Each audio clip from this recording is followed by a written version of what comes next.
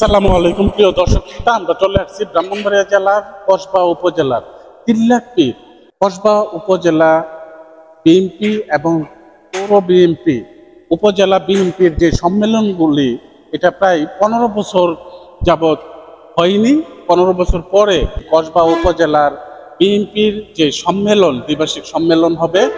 তো আগামীকাল এই সম্মেলনকে কেন্দ্র করে মাসুদুল হক ভূঁইয়া দীপু যুব দলের সভাপতি, উনি আজকে কিছু উপস্থাপনা করবে। সঙ্গেই থাকুন। ধন্যবাদ আলো টিভিকে।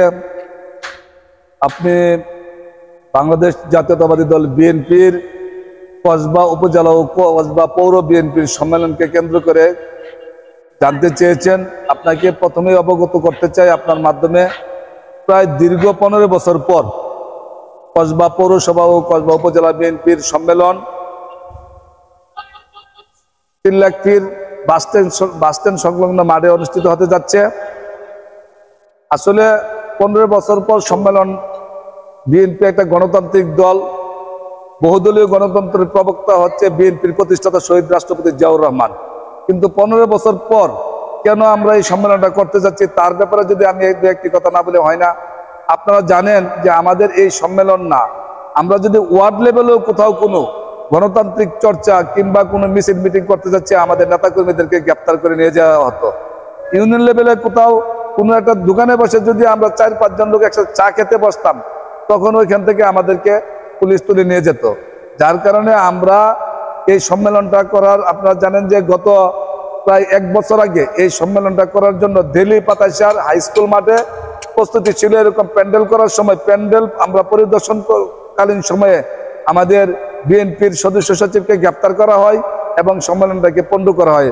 এক কথায় যদি বলি, আমাদের যে কোনো মিছিল মিটিং কোনো কিছুই আমরা শান্তিপূর্ণভাবে কিংবা সহাবস্থান করার মতো কোনো পরিবেশ ছিল না, যে কারণে এটা 15 বছর পর অনুষ্ঠিত হতে যাচ্ছে।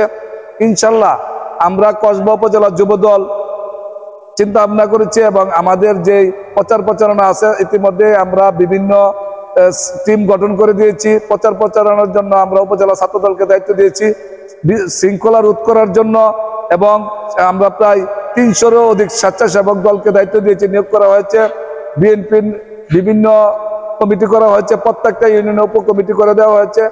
এক কথায় দীর্ঘ 16-17 বছর পর আমরা যে জুলুম, নির্যাতন, অত্যাচার, হামলা মামলা শিকার হয়েছিলাম, আগামীকাল এই 30শে নভেম্বর কসবা উপজেলার সবচেয়ে নিরীহ নির্যাতিত মানুষ যারা মজলুম জনতার একটা মিলন মেলা হবে, যেখানে আমাদের লক্ষ্যমাত্রা কমপক্ষে 1 লক্ষ লোকের সমাগম হবে, যেখানে একটা বড় অংশ থাকবে আমাদের নারীরা, আমাদের মা বোনেরা এখানে থাকবে।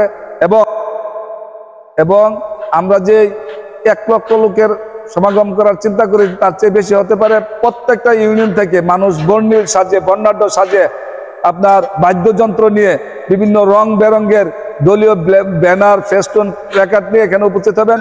এবং আপনাকে আরো অবগত করে রাখছি, এই সম্মেলনটাকে সরাসরি মনিটরিং করছেন এবং সব দিকে দেখাশোনা করছেন ব্রাহ্মণবাড়িয়া জেলা বিএনপির সম্মানিত সদস্য, এবং যিনি দীর্ঘদিন যাবৎ এই 17-18 বছর যাবৎ ব্রাহ্মণবাড়িয়া জেলার কসবা আখড়ার সহ সমস্ত নির্যাতিত নেতাকর্মী, জেলে থাকা নেতাকর্মী জেল থেকে শুরু করেছেন, জামিনে মুক্ত করার চেষ্টা করেছেন এবং নির্যাতিত মানুষের পাশে সবসময় থেকেছেন, পরিবারগুলোর পাশে থেকেছেন।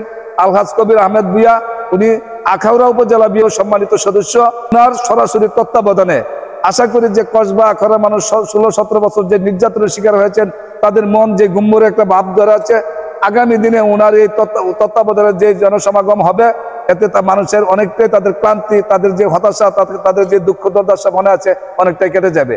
এবং তো এই শুধু সম্মেলনই নয়, সার্বিকভাবে উনি ব্রাহ্মণবাড়িয়া জেলা বিএনপির নিরীহ নির্যাতিত নেতাকর্মীদেরকে দেখভাল করছেন। সেই জন্য আমি কসবা উপজেলা যুবদলের পক্ষ থেকে আলহাজ কবির আহমেদ ভূঁইয়া ভাইকেও আন্তরিক শুভেচ্ছা জানাচ্ছি, ধন্যবাদ জানাচ্ছি। জি, ধন্যবাদ।